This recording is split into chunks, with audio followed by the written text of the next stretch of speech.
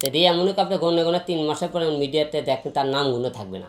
তা মামলা থেকে কোনো লোক করতেই পারে, এটা অস্বাভাবিক কিছু না। সে মামলা করছে, আমি আমার সাক্ষী প্রমাণে তাদের সামনে হাজির হব। সে স্বামীর দরকার না, সে কী বলে আমার কাজ আগে কাজ করে খেতে হবে।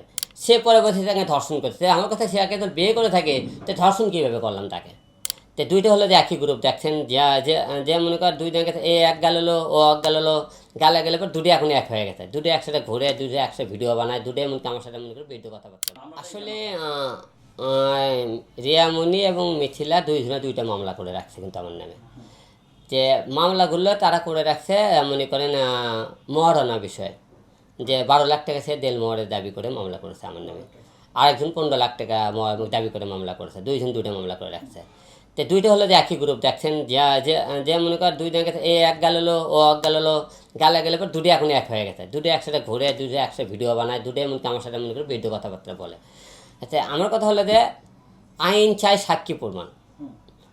তার কাছে আমার কথা, সে যদি আমার নামে টাকা পেয়ে থাকে, আদালতে সে দিলমজুর কাগজ না পেয়ে থাকে, তাহলে অবশ্যই সে মামলা করার রাইট আছে। আর আমি তো সাক্ষী প্রমাণ সব কিছু আপনার সামনে প্রমাণ করতে পারি, তাহলে তো সে মামলার কোনো মূল্য নেই। তা মামলা থেকে কোনো লোক করতেই পারে, এটা অস্বাভাবিক কিছু। সে মামলা করছে, আমি আমার সাক্ষী প্রমাণে তাদের সামনে হাজির হব। আলম ভাই, রিয়ামনির সাথে আপনার যে সম্পর্ক ছিল, আমরা যদি একটু বলি যে আসলে মানুষের আসলে সম্পর্কটা কি, তাহলে আপনার কাছে কি ছিল, আসলে আপনার কাছ থেকে সম্পর্ক? আসলে রিয়ামণি আমার বউ, আপনারা সবাই জানেন, যাকে তো বিয়ে করা করছিলাম। এবং বর্তমানে রিয়ামণির সাথে কেন সম্পর্ক নষ্ট সেটাও আপনারা জানেন। কারণ আমার অসুস্থ বাবার টাইমে তাকে আমি কাছে পাইনি, এবং আমার বাবা মারা যাওয়ার পর সে বিভিন্ন রকম নাচ গান করেছে। এবং একবার না দুইবার অনেকবার তাকে আমি বাড়ি থেকে ফেরানোর চেষ্টা করি, মদ খায় না, বাড়ি যায় না, অন্য জায়গা থেকে আসে, আমার বাধ্যর বাইরে। কিন্তু এই প্রশ্নে আপনারা জনগণ যারা আপনারা সাংবাদিকরা ছিলেন, ওকে কিন্তু 2-3 বার আপনি প্রশ্নও করেছিলেন যে আপনার স্বামীর হুকুমে ছাড়া আপনি কেন কাজ করতে চান। সে বলে এটা আমার কাজ না, কাজ করে খেতে হবে না। সে স্বামীর দরকার না, সে কী বলে আমার কাজ আগে কাজ করে খেতে হবে। তাহলে আরেকজন দাবি করলে সে বলছে কি সে আমার বউ হয়। তো সে আপনি করে বলছেন যে কাগজ দেখাও, যে কাগজও দেখাতে পারে, যে ভাই মুখের কথা তো সব কিছু হয় না, ঠিক না।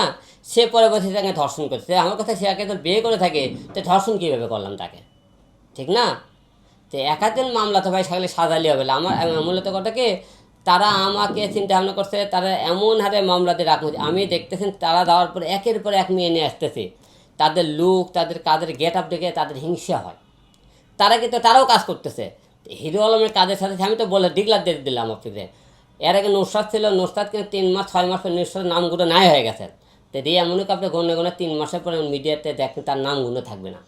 এতদিন তো হিরো আলম নামে চলছে, তারা দেখেন না কতদিন চলে তারা।